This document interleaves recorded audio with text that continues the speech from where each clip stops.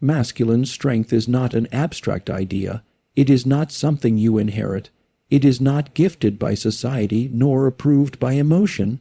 It is biological, it is neural, it is built into the architecture of the human brain and body, and it demands training. Control, focus, and legacy aren't traits of personality. True control begins in the prefrontal cortex. You train it by overriding impulse, not avoiding it. The masculine spirit is not built through escape, but through collision with resistance. Inside the brain, the prefrontal cortex is the command center. It governs decision making, regulates emotion, and suppresses impulsive behavior. It is not fully formed at birth. It is not gifted by nature. It is forged through struggle, repetition, and restraint. Every time you feel the surge of anger, desire, laziness, or fear, and you override it with discipline, you're not just acting strong, you're building the neuroarchitecture of control. You're strengthening the very circuits that separate you from chaos. This is not just biology. It is a sacred order. It mirrors the spiritual law that dominion comes through submission, not to weakness, but to structure. The man who refuses to be ruled by his nervous system becomes the man who rules it, and the one who rules his internal state becomes unshakable by external forces. But this kind of control cannot be wished into existence. It must be trained. Just like muscle, the circuits of control in the brain grow stronger when they are pushed to the edge and do not collapse. And this happens only under pressure, only when you want to break but do not. Only when you want to react but choose response. This is why impulsive men crumble. Because they never trained the circuitry of stillness. They let the limbic system, the emotional brain, drive the car. But the masculine mind is meant to place the prefrontal cortex in the driver's seat. That is the seat of leadership, foresight, vision, and composure. And it does not get activated when things are easy. It gets activated when the storm hits, when the temptation screams, when the body trembles, and still you remain firm. That is not suppression. That is authority. The prefrontal cortex grows stronger when you fast, when you rise early, when you delay gratification, when you speak carefully, when you discipline your body, when you pause. Before reacting, these are not just moral behaviors, they are neural rewiring protocols. They are spiritual warfare conducted through physical action. Every small decision to resist impulse and choose order becomes a brick in the fortress of your masculine strength. You do not need to announce it, you do not need to explain it, you only need to live it, because the brain will not lie for you. It records your actions, it adapts to your patterns. And over time, it makes those patterns automatic. This is where true power begins, not in the gym, not in loud declarations, but in the unseen electrical rewiring that takes place in your brain each time you say no to weakness and yes to mastery. That is where kings are made, that is where men rise. Not in the absence of impulse, but in the decision to train control over it, until control becomes who you are. Focus is a neurological weapon, built through dopamine discipline and deliberate stress exposure. In a world addicted to distraction, the ability to focus is not just rare, it is sacred. The male brain is constantly under attack by novelty, notifications, entertainment, stimulation, all hijacking the very chemical that was designed for survival, dopamine. This chemical was never meant to reward passivity. It was forged through thousands of years of hunting, pursuit, tracking, enduring. Dopamine was the neurochemical signature of pursuit, not pleasure. And when you allow it to be consumed by meaningless stimulation, you degrade the very system meant to elevate your mission. Focus is not built by removing all distractions. It is built by conditioning the brain to choose what matters in the presence of distractions. This is why deliberate stress exposure is not optional. It is biological training. When you fast, when you train hard, when you deny comfort, when you delay reward, you are not just becoming mentally strong. You are teaching the dopamine system to reattach to effort. You are forcing the brain to rewire its motivational circuits to chase long-term wins instead of short-term hits. This is not mindset. This is the fundamental rewiring of the brain's reward pathways. The masculine spirit was designed to lock on target. Whether it was prey in the wild or purpose in life, focus was the driving force of creation and protection. But when that focus is hijacked, when it's dispersed across 1,000 useless inputs, the masculine brain becomes scattered, weak, and reactive. To restore masculine strength, you must reclaim your attention, and to do that, you must detox your dopamine system. No more scrolling, no more mindless consumption, no more tolerance for mediocrity. You rebuild your brain through daily acts of resistance, not resisting the world, but resisting the urge to seek comfort over clarity. The prefrontal cortex, the part of the brain that governs attention, is strengthened through precision, repetition, and restraint. Just as the warrior sharpens his blade, the man must sharpen his focus. And this happens every time you choose depth over distraction. Every time you sit in silence, every time you lock in on one task until completion, every time you push through boredom and finish what you started. These are not soft habits. These are biochemical transformations. The man who owns his focus owns his future. Because where focus goes, energy flows, and where energy flows, neuroplasticity follows. You carve your path with your attention. You train your brain to build empires or to collapse in chaos. The masculine mind was built to hunt, to build, to expand. And it requires a nervous system that is not addicted to pleasure, but trained in pursuit. This is how you reclaim your edge. This is how you build unbreakable focus, not by chasing productivity hacks, but by rewiring the chemistry of your desire. Masculine energy thrives under structure. Chaos weakens the circuits responsible for inner command. The nervous system was never designed to flourish in randomness. It seeks order, rhythm, and hierarchy. When a man lives without structure, his brain becomes reactive. The amygdala, the fear and threat detection center, begins to dominate his internal state. The prefrontal cortex, which governs vision, control, and judgment, goes offline, and the result is a life ruled by emotion rather than by mission. Masculinity at the biological level is a framework of direction. It's not about how you feel, it's about how you function under alignment. You don't become stronger by avoiding structure. You become stronger by submitting to it and then mastering it from within. Every morning you wake up without a plan, your brain becomes prey to the world. Every day without discipline becomes a day ruled by impulses. And the more you repeat that pattern, the more your neural circuits adapt to chaos. Neuroplasticity isn't biased, it builds whatever you practice. If you rehearse disorder, you wire your mind for instability. But if you train structure through protocols, through repetition, through standards, you harden the circuits that produce clarity, consistency, and strength. This is not about control for the sake of control. This is about honoring the sacred order that masculine biology craves, cycles of effort and recovery, intensity and calm, action and stillness. Structure anchors the masculine identity. Without it, the identity fractures. That's why a man without a code, without rules, without self-imposed demand collapses when the pressure rises. He cannot lead himself, so he cannot lead others. Masculinity is leadership first over the self, and leadership requires internal governance. This is why daily rituals matter: morning discipline, physical movement, intentional stillness, focused work. Clean fuel, deep sleep. These aren't productivity hacks, they're neural anchors. Each one of them trains your nervous system to obey your higher self, not your lower impulses. In the scriptures, order always precedes power. First there is form, then there is fire. First there is obedience, then there is dominion. The same is true of the masculine brain.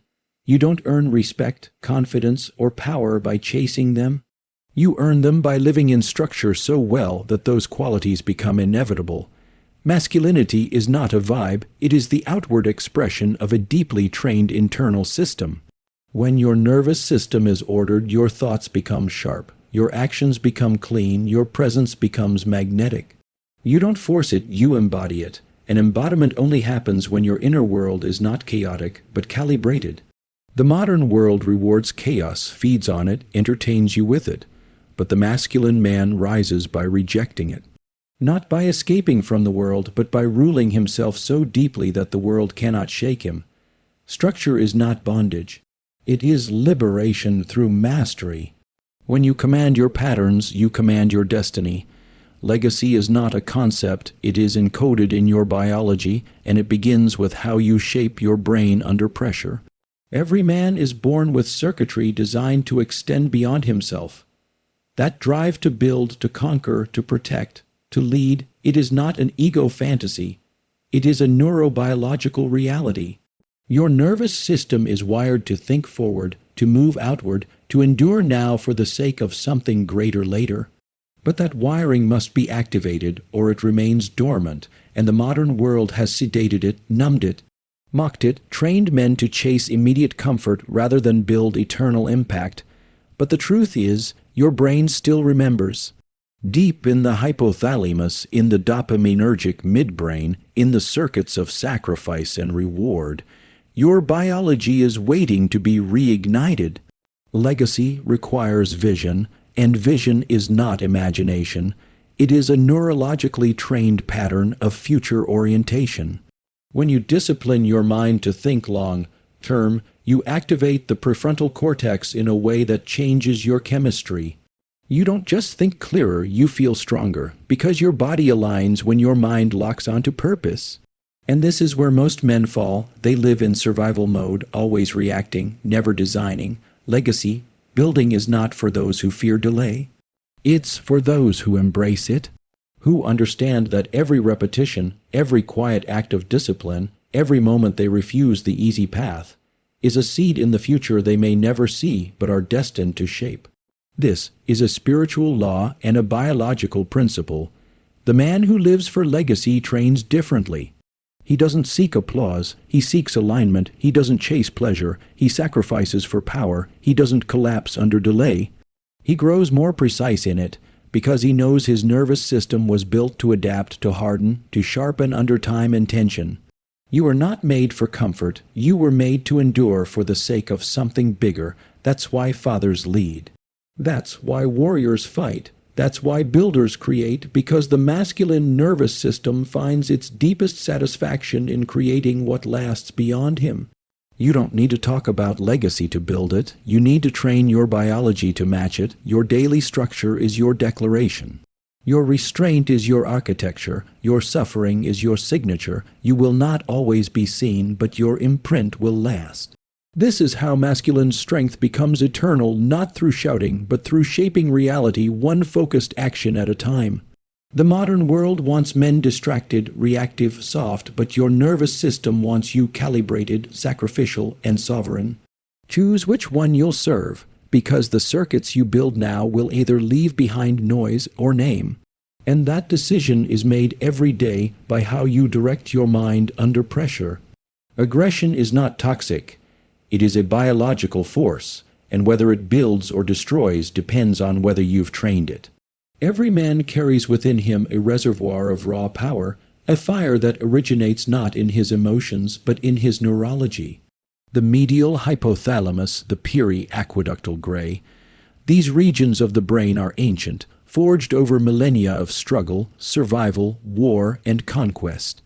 Aggression is not optional, it is not evil. It is nature's demand for dominance, forward movement, protection, and pursuit. But when untrained, this force becomes chaotic, it lashes out, implodes, or lies dormant, poisoning the man from within. When trained, aggression becomes focus, it becomes drive, it becomes unstoppable courage and strategic action. You cannot be passive and expect your mind to operate at peak. The circuits of passivity weaken the prefrontal cortex, suppress testosterone, blunt dopamine, and feed cortisol into your bloodstream like acid.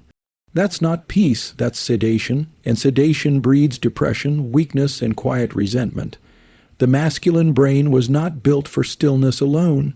It was built to channel intensity, and that intensity, when given direction, becomes the very fuel for discipline, for leadership, for creation.